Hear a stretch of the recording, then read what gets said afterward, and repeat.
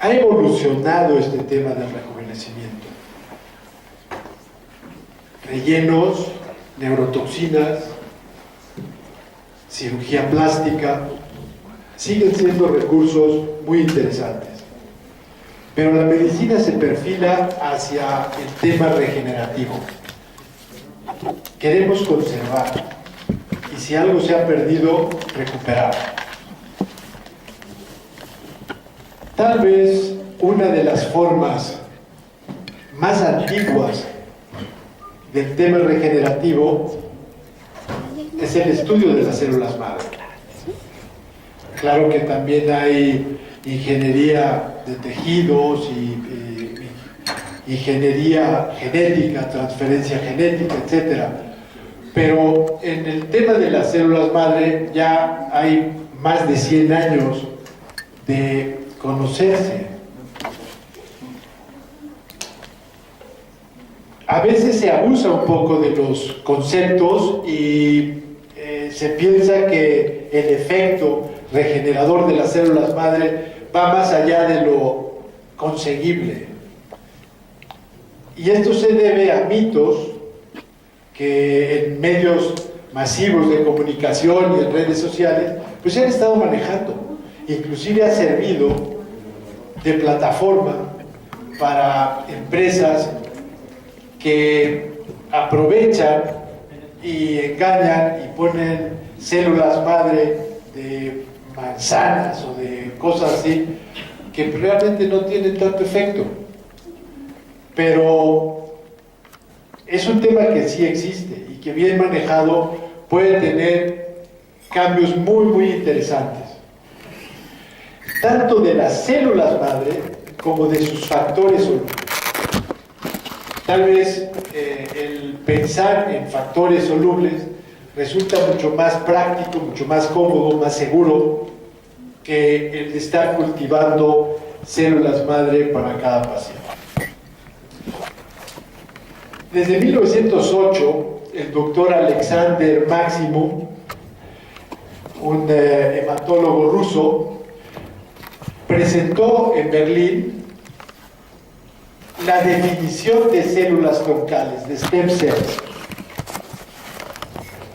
Descubrió en la médula ósea las células madre derivadas de médula ósea y pues quedó en la inopia más de 50 años, hasta que McCulloch volvieron a tomar el tema y demostraron que estas células eran capaces de formar colonias y a partir de esas colonias diferentes líneas de células hemáticas. Freudenstein demostró también que estas células, las derivadas de médula ósea, podían formar hueso y después cartílago. En el 70 se empezaron a hacer trasplantes de médula ósea, ya estamos hablando de algo regenerativo.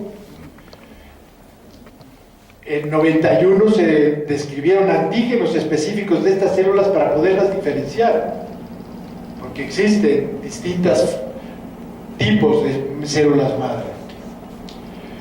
En 2006 por fin se definen criterios para poder seleccionar y poder hablar en específico de determinadas células madre, y es en 2007, hace 10 años, cuando se pueden obtener factores solubles para su utilización regenerativa.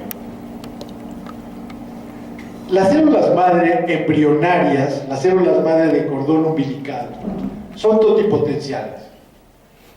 Podría incluso derivar una clonación a partir de estas células. Pero las células madre que tenemos en médula ósea o que tenemos en tejido conectivo o que tenemos en tejido adiposo no son capaces de clonar, no son totipotenciales, aunque sí pueden diferenciarse, son capaces de diferenciarse en cualquier línea celular. Les llamamos multipotenciales. Estas son las células madre adultas, pero también están las células madre mesenquimatosas, que van a estar en el tejido conectivo, y son muy parecidas, son prácticamente idénticas a las células madre adultas. Las células madre derivadas del tejido adiposo van a producir factores solubles capaces de tener efectos regenerativos en ellas mismas, multiplicarse ellas mismas o repararse ellas mismas, pero también a las células que están ahí en la localidad, o células que están a distancia. Y estos son los efectos que se llaman autócrino, parácrino y telócrino. Cuando ponemos factores de células madre en alguna parte, ahí vamos a tener un efecto muy interesante, pero podría ser que a distancia también tengamos efectos interesantes. Efectos de reparación o de regeneración, efectos de proliferación y también efectos antiinflamatorios. Estos factores son capaces de modular la actividad de las células T, de las células killer también. Se ha comprobado el efecto de inhibición en las enfermedades autoinmunes, incluso para evitar rechazo de órganos trasplantados y desde luego también como un preventivo, como un tratamiento de la enfermedad de Injerto contra huésped. Algunos de los factores solubles, agrupándolos, pues hay un montón de prostaglandinas y de interleucinas, de algunas moléculas de unión como las galactinas, pero también hay una diversidad de citocinas y de interferón, algunos análogos bloqueadores de determinantes antigénicos histológicos como el HLA-G5, factor de crecimiento insulínico 1, que es muy interesante el efecto en la piel de este factor soluble, el factor activador de fibroblastos, el factor activador de células madre foliculares para recuperar pelo, desde luego también el factor activador de células madre dérmicas y el factor de proliferación epidérmica. En el cuerpo tenemos 60 trillones de células, 60 con 18 ceros de células. Y a este universo celular que compone el cuerpo se clasifican en 270 tejidos. Todas estas células y todos estos tejidos es posible mejorarlos, es posible recuperarlos con factores de crecimiento de células madre. Estas células madre, como ya habíamos dicho, son capaces de diferenciarse en una diversidad de células, de tejidos, incluso de órganos.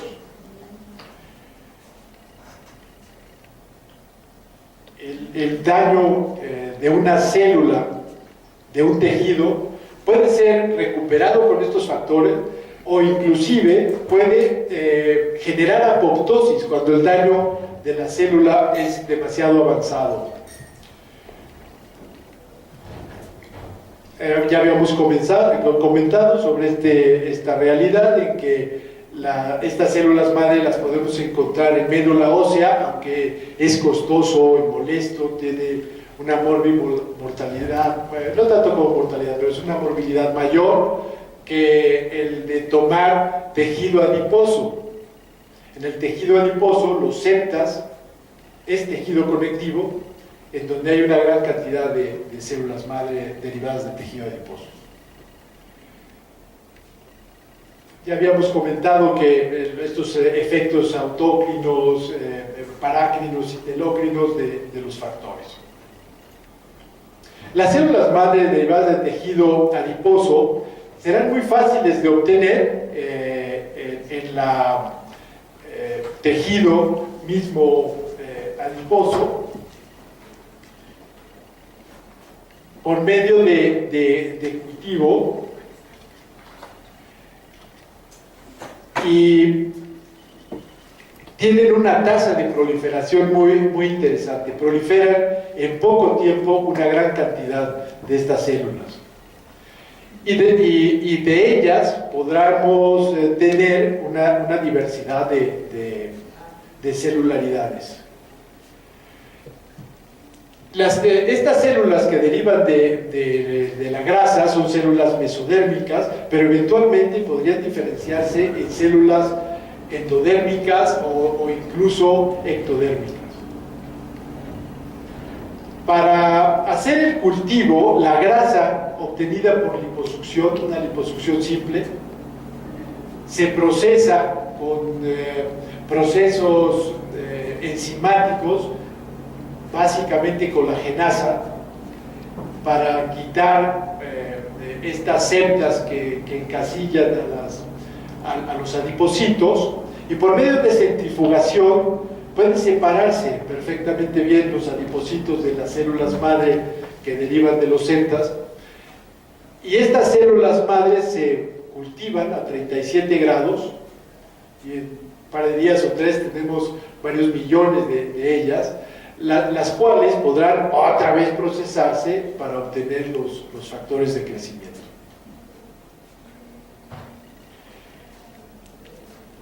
Las células madre derivadas del tejido adiposo y las células madre derivadas de la médula ósea son muy parecidas en cuanto a sus funciones, y morfológicamente también son muy parecidas.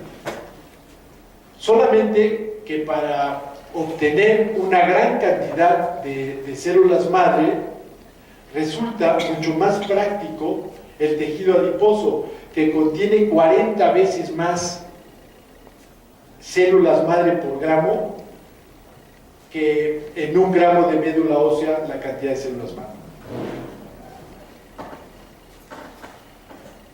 Ambos tipos de células tienen características similares, inclusive las derivadas de tejido adiposo pueden en un momento dado generar recuperación medular.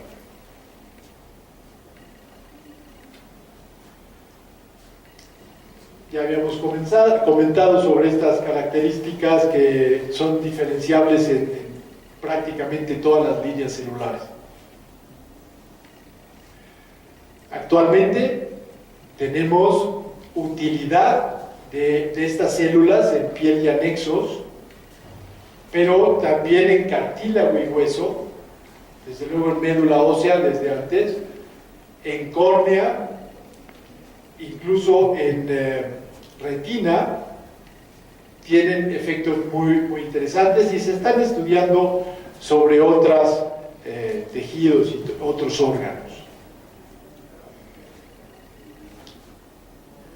Las células madre, cuando son aplicadas en un tejido dañado, si las células tienen una alteración muy importante, van a generar una apoptosis.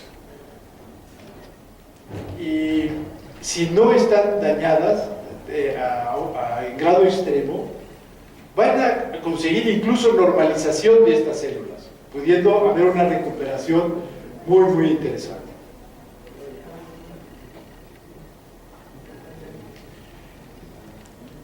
En cuanto a la activación y regeneración que pueden lograr en la piel, sabemos que tanto la queratina laminar, que sería la queratina de la epidermis o incluso de las uñas, y la queratina tubular, que sería la del pelo, pueden eficientarse en los queratinocitos especializados en la síntesis de estas queratinas de manera extraordinaria. Pero también activan a los fibroblastos, y al activar estos fibroblastos no solamente van a estar sintetizando las fibras colágenas, elásticas, reticulares, sino también las metaloproteinasas, las enzimas ensambladoras de estas fibras colágenas, la colagenasa, también hialuronidasa. Y podemos tener efectos tanto en la densidad de la piel, en la firmeza de la piel, en la tersura de la piel, en la mejoría del pelo, de las uñas, también podemos tener un efecto